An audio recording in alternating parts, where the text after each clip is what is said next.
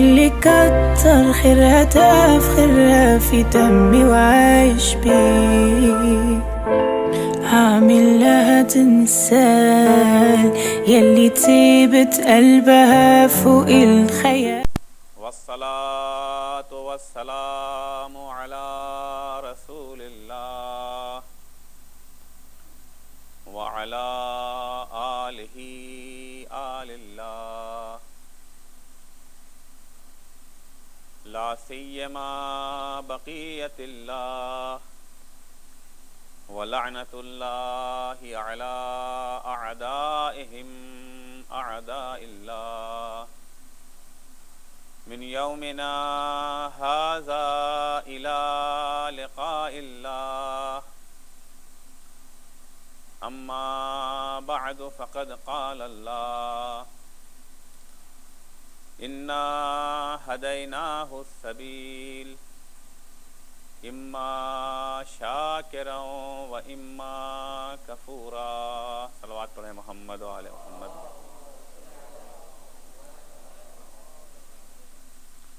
عزیزان گرامی، خداوند عالم نے انسان کی ہدایت کا انتظام کیا اس شان سے کہ انسان بعد میں آئے، ہادی پہلے بھیجا. جن چیزوں کو خداوند عالم نے ہدایت کے لیے منتخب کیا ان میں سے ایک قرآن ہے. مضامین قرآن سے گفتگو ہو رہی تھی. ایک مضمون قرآن جہاد اور قتال ہے. اس کے سلسلے میں 3 دن سے آپ کی خدمت میں عرض کر رہا ہوں، اور آج میری کوشش یہ ہے کہ اپنے اس بیان کو ختم کروں تاکہ دوسرے موضوعات آپ کی خدمت میں پیش کر سکوں.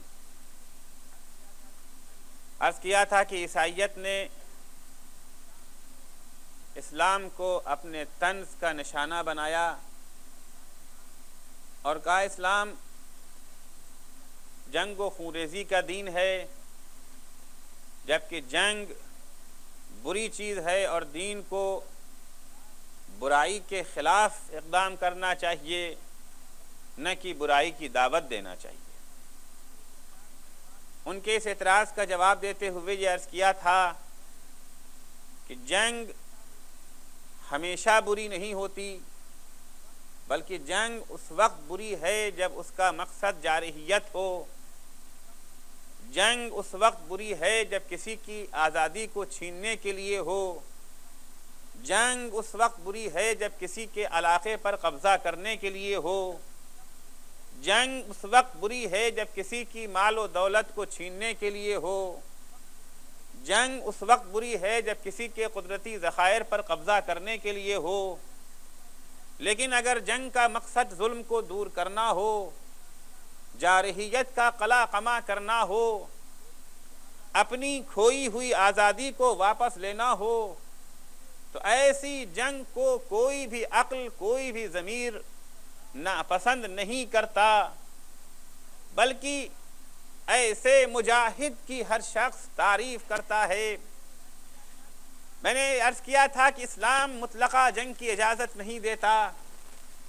اسلام جس جنگ کی اجازت دیتا ہے وہ جنگ مشروط جنگ ہے. صرف اس جنگ کی اجازت دیتا ہے جب مقصود دفاع ہو، اپنا دفاع یا اپنی قوم کا دفاع، اپنے حق کا دفاع یا قومی حق کا دفاع یا انسانی حق کا دفاع. اور اس سلسلے میں مختلف شواہد بیان کیے تھے، اور جو کچھ درمیانی اعتراضات آتے تھے انہیں بھی آپ کی خدمت میں نے پیش کیا تھا. ابھی تک میں نے جو کچھ پیش کیا تھا وہ صرف قرآن سے پیش کرتا آ رہا تھا، دیگر اسلامی مصادر کو میں نے ٹچ نہیں کیا تھا. آج دل چاہتا ہے اس مجاہد کے بھی کلام کو پیش کروں جس کے جہاد کے سامنے سب نے سر تسلیم خم کیا ہے، یعنی مولائے کائنات امیر المؤمنین علی ابن ابی طالب علیہ السلام. کہ دیکھیں یہ مجاہد جہاد کے بارے میں کیا کہتا ہے، کس جنگ کو تقدیس دیتا ہے. اصلاً اس کی نگاہ میں کس جنگ کو جہاد کہا جا سکتا ہے، کیونکہ ہر جنگ جہاد کہلانے کے لائق بھی نہیں ہے۔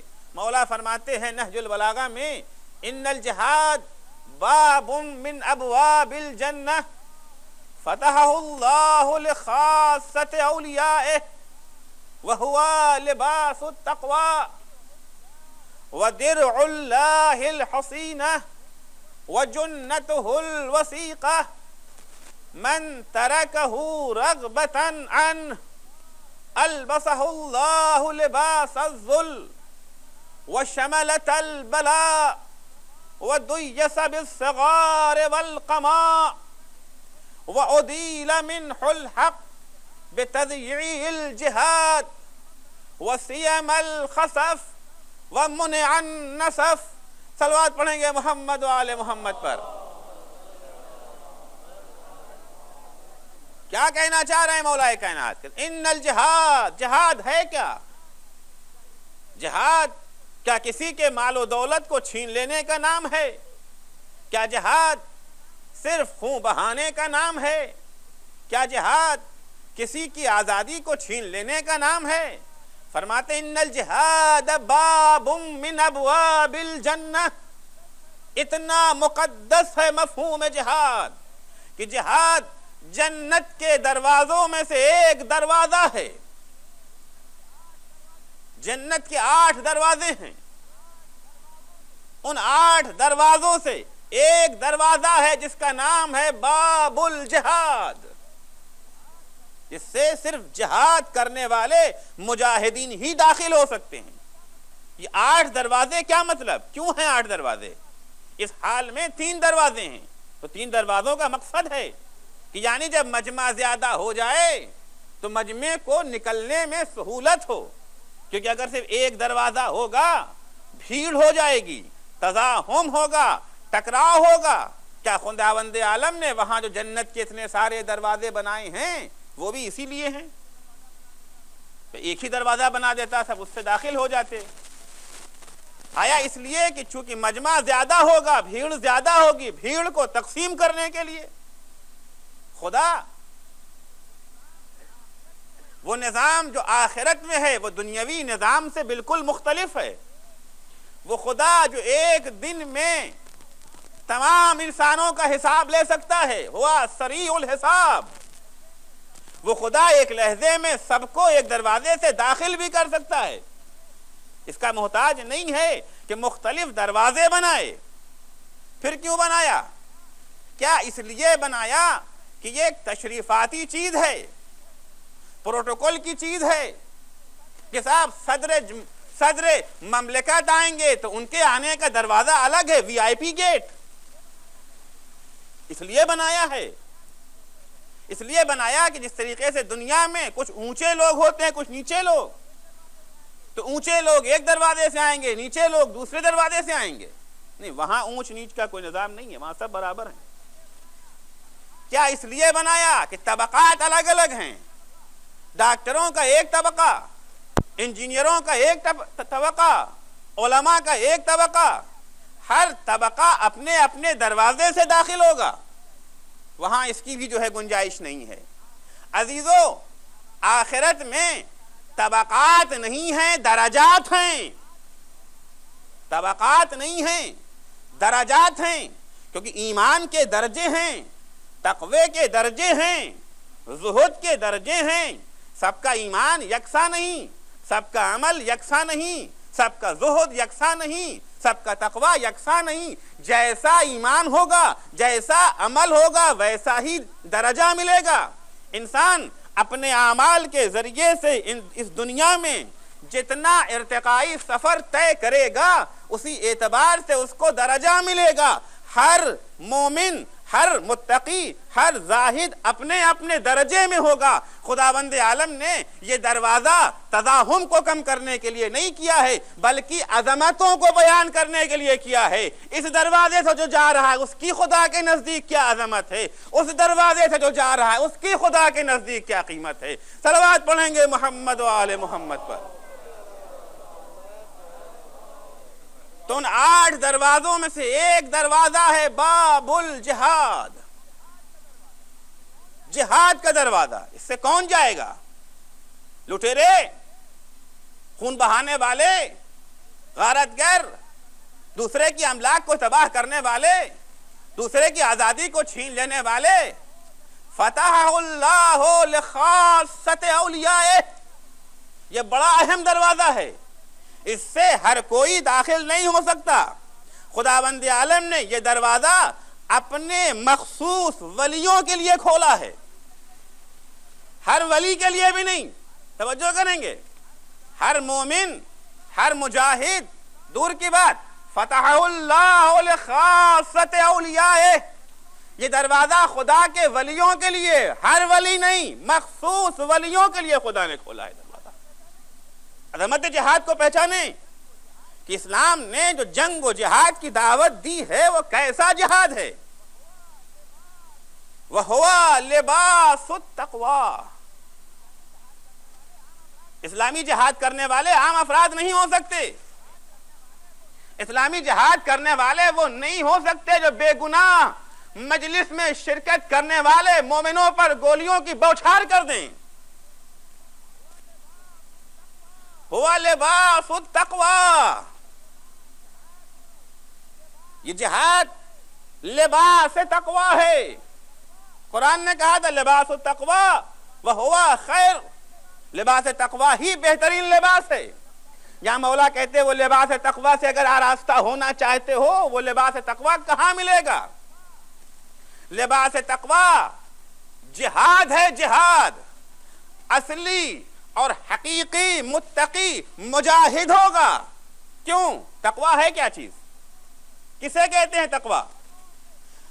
کثافتوں سے دوری کا نام ہے تقویٰ، برائیوں سے بچنے کا نام ہے تقویٰ، پلیدیوں سے بچے رہنے کا نام ہے تقویٰ۔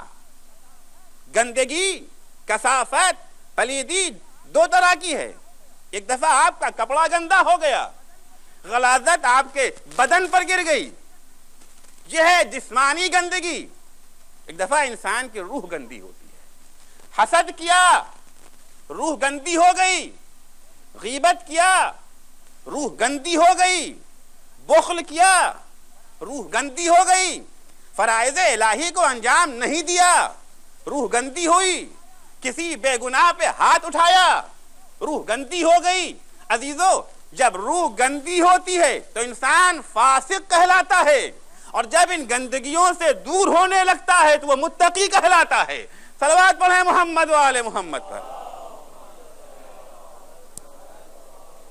گندگیوں سے دور ہونے کے بھی مرحلے ہیں۔ کوئی حسد کی گندگی سے اپنے کو دور کرتا ہے، کوئی غیبت کی گندگی سے اپنے کو دور کرتا ہے، کوئی مال حرام کھانے کی گندگی سے اپنے کو دور کرتا ہے۔ الگ الگ مدارج ہیں۔ یہ گندگیاں آتی کیسے ہیں؟ یہ برائیاں آتی کیسے ہیں؟ برائیوں کا سبب کیا ہے؟ انسان کیوں غیبت کرتا ہے؟ انسان کیوں جھوٹ بولتا ہے؟ انسان حسد کیوں کرتا ہے؟ انسان ظلم کیوں کرتا ہے؟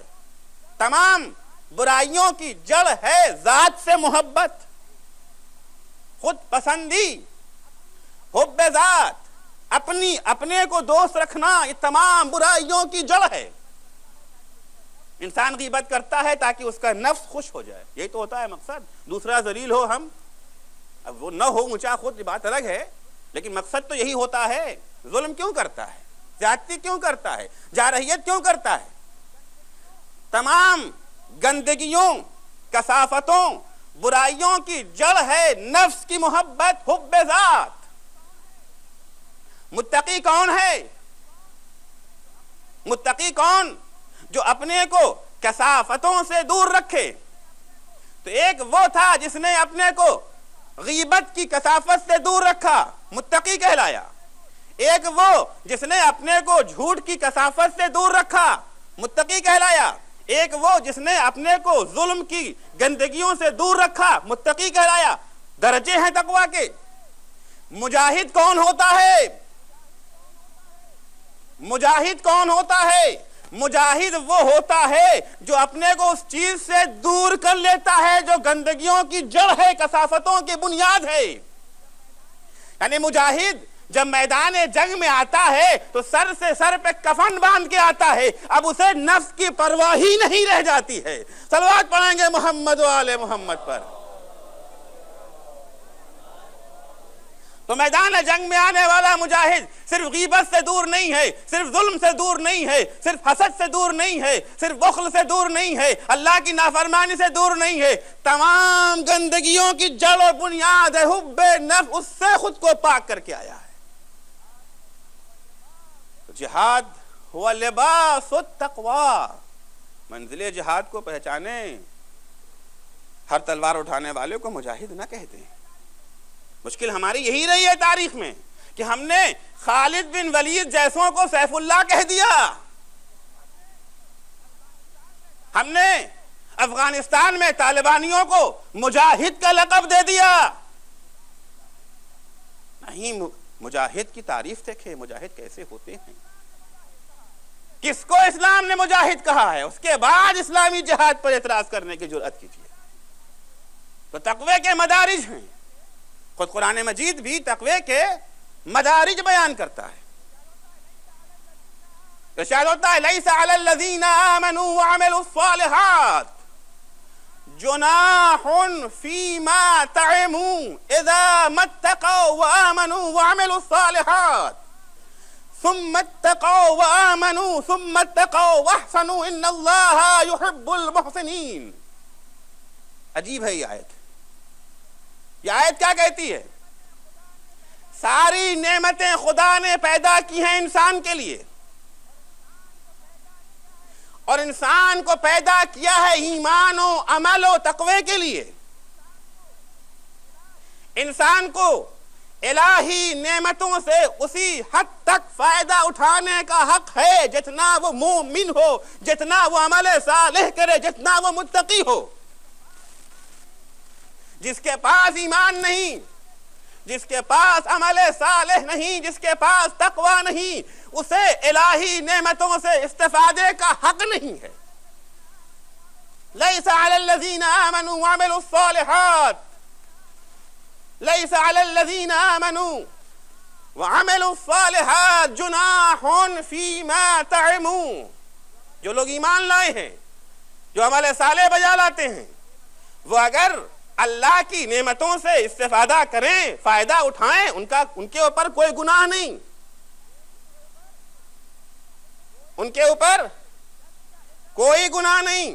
شرط کیا؟ اذا متقوا، شرط یہ ہے کہ وہ متقی رہیں، وہ آمنوا، ایمان لائیں اور عمل صالح بجا لائیں۔ ایک تقوی ہو گیا، پھر قرآن کہتا ہے ثم اتقوا، ثم اتقوا وآمنوا، پھر ایمان لائیں، پھر تقوی اختیار کریں۔ ثم اتقوا واحسنوا، پھر تقوی اختیار کریں اور احسان کریں۔ ان اللہ یحب المحسنین۔ ایک آیت میں 3 دفعہ دعوت تقوی۔ اسی کو دیکھتے ہوئے علماء اسلام نے تقوی کو 3 حصوں میں بانٹا: تقوی عام، تقوی خاص، تقوی خاص الخاص۔ ایک تقوی ہے عام لوگوں کا، چند گناہ سے اپنے کو بچا لیا، اسی حد تک متقی۔ ایک تقوی ہے مخصوص تقوی، تمام گناہوں سے بچایا اپنے کو۔ ایک تقوی کون سا تقوی؟ خاص الخاص، گناہوں سے ہی نہیں، بہت سارے مباحات سے بھی اپنے کو بچا لیا۔ علی کو امام المتقین کیوں کہتے تھے؟ کیا علی کے گھر میں کھانے کو نہ تھا؟ کیا علی کے پاس دولت و ثروت نہ تھی؟ علی الیاذ باللہ کوئی بھکاری نہ تھے۔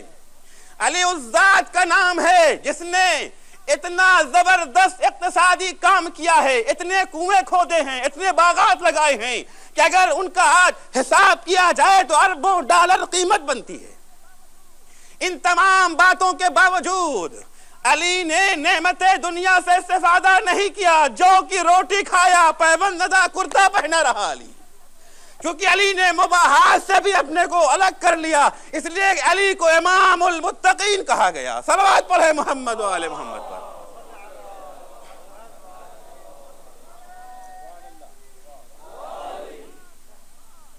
تقوی خاص الخاص، مجاہد خاص الخاص والا تقوی رکھتا ہے، کیونکہ مجاہد اپنی جان کا نذرانہ پیش کر دیتا ہے. جس چیز کے لیے ساری برائی کرتا ہے آدمی، اسی کو لٹا دیتا ہے، وہ بنیاد ہی نہیں رہے گی. عزیزو، دنیا میں افراد مختلف قسم کے ہوتے ہیں. کچھ وہ ہوتے ہیں جو راہ حق میں اپنا مال دینے کو تیار ہو جاتے ہیں. مال تک ٹھیک ہے، چندہ لے لیجئے، ڈونیشن لے لیجئے، وہاں تک تیار ہیں. لیکن اگر کہیں جان کی بات آ جائے، کافی مجمع کھسک جائے گا. سب نہیں کھسکیں گے، سب کھسک گئے ہوتے تو دین باقی کیسے رہتا.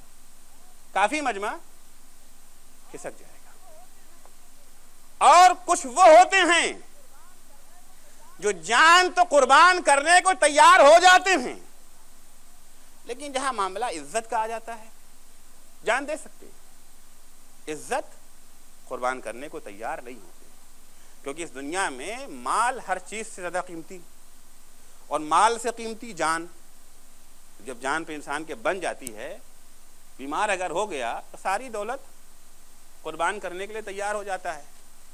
بہلول کا واقعہ ہے. ہارون سے ایک دفعہ پوچھا، بڑا ناز تھا نا ہارون کو اپنی حکومت پر.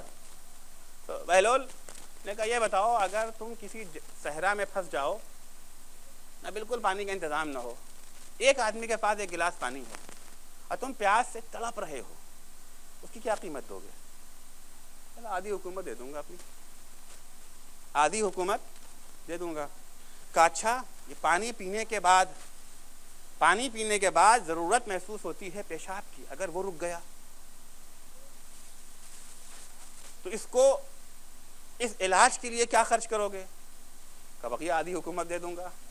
کہا تو اس حکومت پہ ناز کیا کرتا ہے جو ایک گلاس پانی پہ ٹکی ہوئی ہے؟ صلوات پڑھیں گے محمد و آل محمد پر.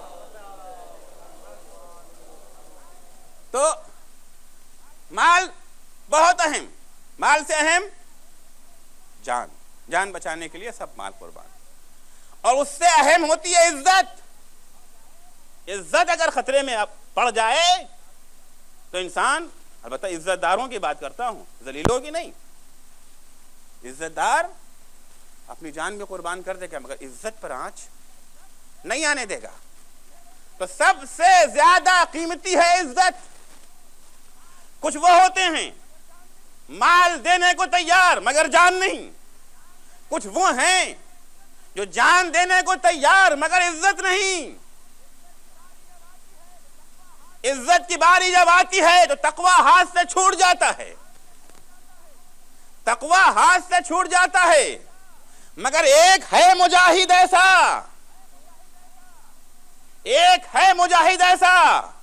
جس نے کہا راہ معبود میں سب کچھ قربان کرنے کو تیار ہوں.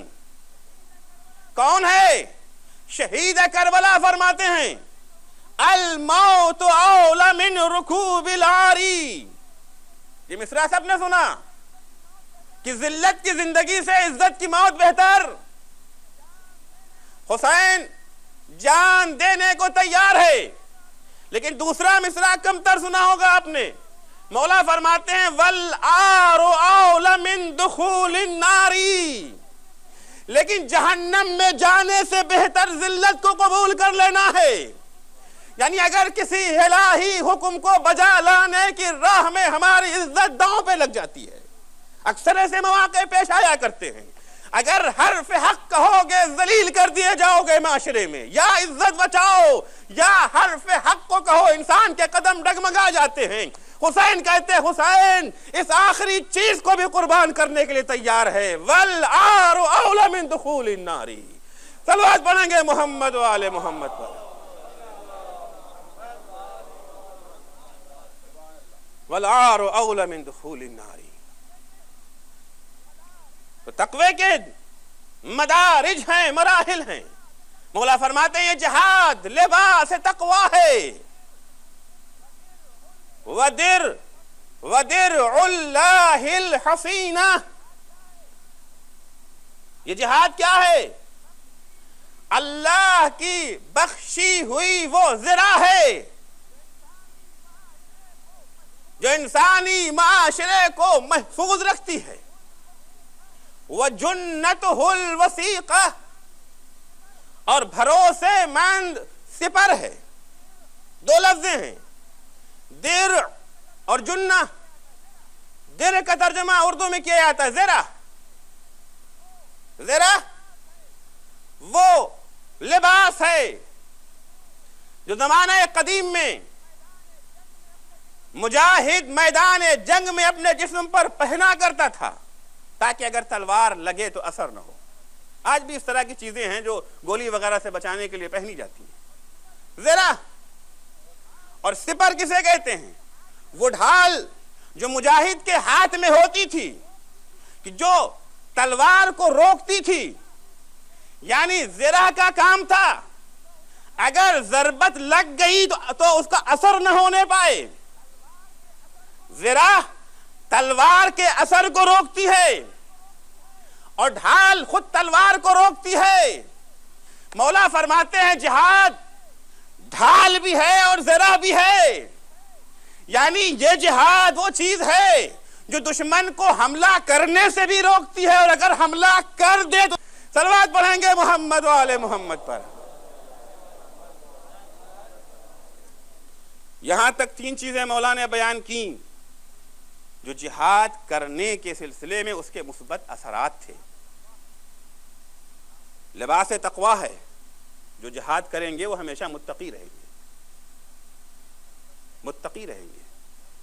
پیغمبر کی حدیث ہے من لم یغزو ولم یحدث نفسہ بغزو مات علی شعبۃ من النفاق۔ عجیب حدیث ہے۔ جو انسان جہاد نہیں کرتا اور اگر وقت جہاد نہیں ہے تو کم سے کم جہاد کی نیت دل میں نہیں رکھتا۔ من لم یغزو، جو جہاد نہیں کرتا، ولم یحدث نفسہ بغزو، اور اپنے دل میں، اپنے دل سے جہاد کے بارے میں گفتگو نہیں کرتا، مات علی شعبۃ من النفاق، وہ نفاق کے ایک حصے پہ مرے گا۔ یعنی اگر جہاد نہیں ہے تقوی ہاتھ سے چلا جائے گا۔ مولا فرماتے ہیں اگر جہاد نہ کیا، چھوڑ دیا جہاد کو، وَمَن تَرَكَهُ رَغْبَةً عَنْهُ، جس نے جہاد کو چھوڑ دیا۔ ترک جہاد کی دو صورتیں ہیں، ایک دفعہ یہ ہے کہ موقع جہاد نہیں ہے، حالات جہاد نہیں ہیں، رغبت تو ہے، شوق تو ہے، مانتے ہیں اس کو، لیکن موقع نہیں ہے جہاد کا۔ اور ایک یہ ہے کہ نہیں، اصلاً اسے برا سمجھتے ہیں، مغربی میڈیا سے اتنا مرعوب ہو گئے کہ جیسے انہوں کا جہاد کہاں، ہاں جی وہ جہاد بہت خراب چیز، بہت بری چیز، ہم بھی نہیں مانتے جہاد کو۔ وَمَن تَرَكَهُ رَغْبَةً عَنْهُ، جو جہاد کو اس لیے چھوڑتا ہے کہ اسے پسند نہیں ہے جہاد، وقت جہاد تو ہے لیکن جہاد کو اچھا نہیں سمجھتا، تو کیا ہوگا؟ نتیجہ کیا نکلے گا؟ البسہ اللہ لباس الذل، خدا اسے ذلت کا لباس پہنا دے گا۔ یہ خدا کوئی قمیص اتارے گا نہیں، اس کا فطری نتیجہ ہے ترک جہاد کا۔ ہر عمل کا ایک رد عمل ہوتا ہے، ہر عمل کا ایک رد عمل ہے۔ ترک جہاد کا فطری نتیجہ کیا ہے؟ البسہ اللہ لباس الذل، اللہ اسے ذلت کا لباس پہنا دے گا۔ بعض لوگ کہتے ہیں چلیے کوئی بات نہیں، ذلیل ہی صحیح، کھانا تو ملے گا، مصیبت تو کٹے گی، زندگی تو ٹھاٹھ سے گزرے گی، ذلت ہی کے ساتھ، ذلت کے ساتھ ہمیں $5000 مل جایا کرے گا مہینے کا، ہمیں قبول، کم سے کم چین سے رہیں گے تو۔ نہیں، یہ بھی نہ ہوگا۔ البسہ اللہ لباس الذل وشملۃ البلاء، مصیبتوں کی چادر اڑا دی جائے گی اس کے اوپر۔ وَدُّيَّسَ بِالصِّغَارِ وَالْقَمَامِ، دوسروں کی نگاہ میں تو ذلیل ہوگا ہی، خود اپنی نگاہ میں بھی انسان ذلیل ہو جائے گا، خود اپنی نگاہ میں بھی ذلیل ہو جائے گا۔ وَأُدِيلَ مِنْهُ الْحَقِّ بِتَضْيِيعِ الْجِهَادِ، کیونکہ اس نے جہاد کو ضائع کیا ہے، جہاد کو ہاتھ سے چھوڑ دیا ہے، اس کے حق کو پامال کیا ہے، خداوند عالم اسے حکومت حق سے محروم کر دے گا۔ ظاہر سی بات ہے، آپ جہاد نہ کریں گے تو باطل تو آپ کے اوپر مسلط ہو ہی جائے گا۔ اس کے بعد کیا ہوگا؟ وَسِيَمَ الْخَسَفِ وَمُنِعَ النَّصَفِ، ان کی بات کہیں نہیں سنی جائے گی، در در انصاف کی بھیک مانگیں گے، کوئی انہیں انصاف دینے کو تیار نہیں ہوگا۔ صلوات پڑھیں گے محمد و آل محمد پر۔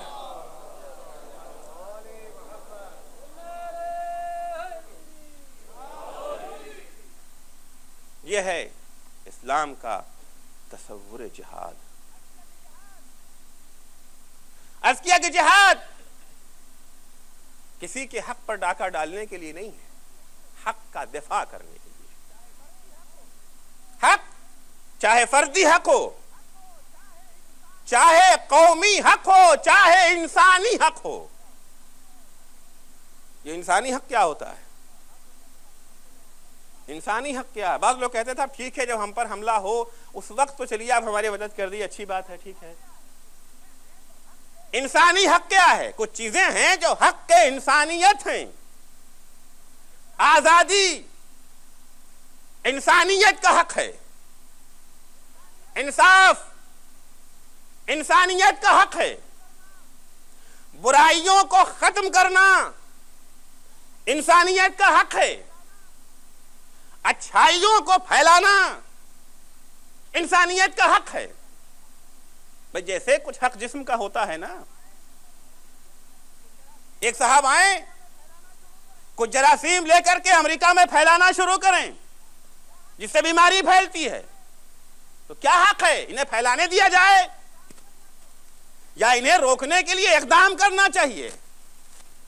بیدار حکومتیں پہلے ہی بارڈر پر چیک کر لیتی ہیں۔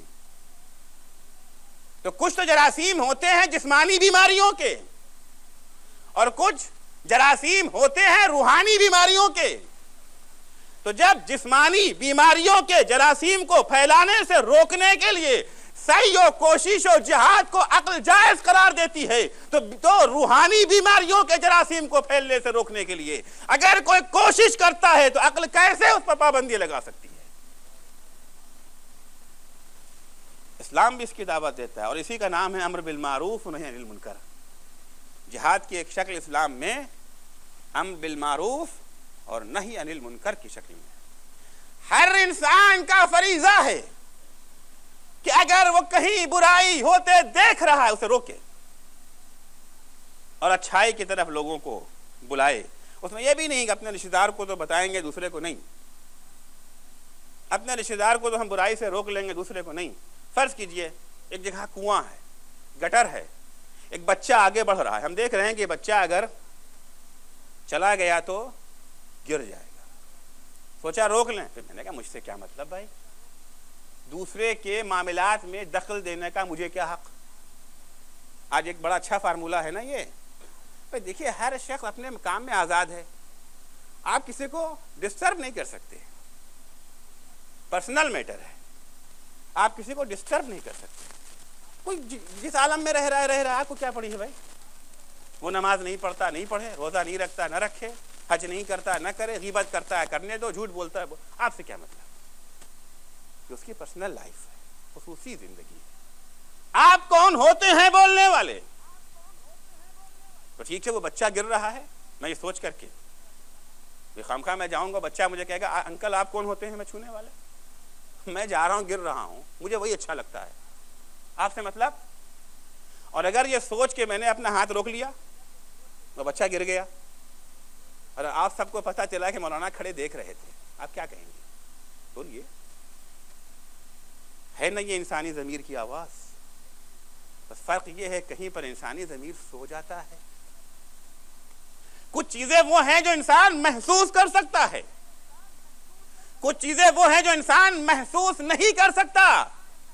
جب جسمانی تکالیف سے روکنے کا نام ذاتی امور میں مداخلت نہیں ہے تو روحانی امور میں روحانی بیماریوں سے بچانے کے لیے اگر کوئی اقدام کرتا ہے تو اسے مداخلت کیسے کہا جا سکتا ہے؟ صلوات پڑھیں گے محمد و آل محمد پر۔ لیکن یہ امر بالمعروف نہی عن المنکر بھی اتنا آسان کام نہیں ہے البتہ۔ ہاں، اس میں یہ نہیں کہ ٹھیک ہے امر بالمعروف نہی عن المنکر کرنا ہے، کل سے ڈنڈا لے کھڑے ہو جائیں گے ہم۔ اس میں بھی ظرافتیں ہیں، ہوتا ہے بعض دفعہ کچھ انسان ہر چیز میں شدت پسندی سے کام لینے لگتے ہیں۔ ایک صاحب ہیں جنہوں نے 60 سال تک نماز نہیں پڑھی، 60 سال کے بعد خواب دیکھ لیا، کیا ہو گیا نہیں معلوم، کہ نہیں نماز تو پڑھنا چاہیے۔ اب وہ مسجد میں گھس گئے، سجدے پہ سجدے ہو رہے ہیں، اور اب ان کی نگاہ میں جو بے نمازی ہیں ان سے برا تو کوئی نہیں۔ نماز نہ پڑھنا بری بات ہے، بہت بڑا گناہ ہے۔ اب ان کی نگاہ میں ان سے بڑا، بے نمازی سے بڑا کوئی گناہ نہیں۔ اب جو ان پر تقوی کا لقوہ پڑا تو معاشرت کا چہرہ ٹیڑھا ہو گیا۔ صلوات پڑھیں گے محمد و آل محمد پر۔ اب جو مسجد سے نکلے، جس کو دیکھا نماز پڑھا تم نے، کم بخت مردود، جس جوان کو دیکھا، جس بچے کو دیکھا، نماز پڑھا، نماز نماز۔ اب نتیجہ یہ ہوا کہ جس گلی سے وہ گزرتے تھے جوان دیکھ کے پہلے ہی پھوٹ لیں۔ ابھی یہ آئے نہیں کہ ان کی بکواس شروع ہو جائے گی، یعنی تبلیغ دین ہو گئی بکواس آپ کے عمل کی وجہ سے۔ آپ کے عمل نہیں، حکم قرآن ہے امر بالمعروف کرو، لیکن ادعو الی سبیل ربک بالحکمت والموعظۃ الحسنہ۔ اور اس کے بعد یہ ہے کہ امر بالمعروف اور نہی عن المنکر کے لیے شرط یہ ہے کہ پہلے خود عمل کرے۔ مولا علی فرماتے لعن اللہ الآمرین بالمعروف والتارکین عنہ، خدا لعنت کرے اس کے اوپر جو لوگوں کو نیکی کی جو دعوت دیتا ہے مگر خود نہیں کرتا، خود نہیں کرتا۔ تو امر بالمعروف میں یہ ہے کہ پہلے خود آپ، ہاں، ورنہ ویسے ہی ہو جائے گا کہ سگریٹ کی ڈبیا پہ لکھ دیا، ہاں، اس کے بعد ڈاکٹر صاحب خود پی رہے ہیں تو اثر نہیں نہ ہوتا، لاکھ لکھا کیجئے، لکھنے سے کوئی اثر نہیں ہوتا۔ اسی طریقے سے اگر کہنے والا میں اگر دعوت تقویٰ دوں اور خود گناہوں میں غرق رہوں تو اثر نہیں ہوگا۔ تو ایک عنوان ہے امر بالمعروف والنہی عن المنکر۔ نہی عن المنکر اتفاقاً ایک آیت ہے جس میں جہاد بالسیف اور جہاد بالقلم و جہاد باللسان سب یکجا ہے۔ ارشاد ہوتا ہے، کیا بھائی تو بولے یار،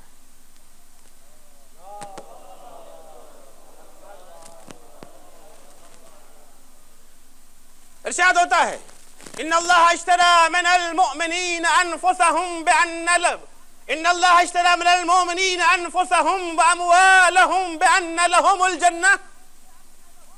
اللہ نے مومنوں سے خرید لیا ہے، کیا خرید لیا ہے؟ ان کا نفس اور ان کا مال۔ اب ان کا نفس ان کا اپنا نفس نہیں ہے، ان کا مال اپنا مال نہیں ہے کہ اگر ان کے مال سے خمس و زکوٰۃ دینے کو کہا جائے تو کہے یہ تو میرا ہے، نہیں اب آپ کا نہیں ہے، کیونکہ بدلے میں قیمت مل رہی ہے، عرض کرو قیمت۔ اگر کہا جائے آپ یہ کام کیوں کرتے ہیں، کہیں گے میری اپنی زندگی ہے، آپ کی اپنی زندگی نہیں، آپ بیچ چکے ہیں۔ اگر آپ مومن ہیں تو آپ بیچ چکے ہیں۔ ان اللہ اشترى من المؤمنین انفسهم واموالهم، جان اور مال دونوں اللہ نے خرید لیا۔ قیمت کیا دی؟ بأن لهم الجنہ، جنت کے بدلے میں خرید لیا۔ اب جب خرید لیا، نہ جان ان کی نہ مال ان کا، جان بھی اللہ کی مال بھی اللہ کا، اب جو کہے اللہ وہ کرو۔ یقاتلون فی سبیل اللہ، اللہ کی جان سے اور اللہ کے مال سے۔ دیکھیے بڑی باریکیاں ہیں، جب انسان اپنی جان اور اپنے مال سے لڑتا ہے تو اپنے فائدے کی سوچتا ہے، انویسٹ کیا ہے ہم نے تو جتنا زیادہ ملے لے لو، نہیں، نہ یہ جان تمہاری نہ یہ مال تمہارا، مال ہمارا جان ہماری۔ تو اب ویسے ہی لڑنا جیسے ہم نے کہا ہے، جو قاتلون فی سبیل اللہ، قتال کرتے ہیں، جنگ کرتے ہیں اللہ کی راہ میں، کہ کیا ہوتا ہے؟ یقتلون فیقتلون ویقتلون. جب جنگ میں ظاہر سی بات ہے لڈو نہیں بٹے گا، یہ قتل بھی کریں گے اور قتل ہو بھی جائیں گے. وعدن علیہ حقا. ذہن میں آتا ہے نا، یہ تو بڑی زبردست بات ہو گئی. خدا نے جنت کے بدلے کہا خرید لیا اور ہم اپنی جان مال سب دے دیں، اور کیا پتا کہیں وعدہ فوراً کہا نہیں شبہ نہیں کرنا. وعدن علیہ حقا. جو وعدہ ہم نے کیا ہے جنت کا وہ برحق وعدہ ہے. اور یہ وعدہ کہاں کا ہے؟ فی التوراۃ والانجیل والقرآن. آج چاہے عیسائیت کہے ہمارے ہاں جنگ نہیں ہے، یہ تحریف شدہ عیسائیت ہے. اصلی عیسائیت میں اگر دیکھیں گے انجیل میں بھی ہے، قرآن میں بھی ہے، توریت میں بھی اس کا تذکرہ موجود ہے. صلوات پڑھیں گے محمد و آل محمد پر.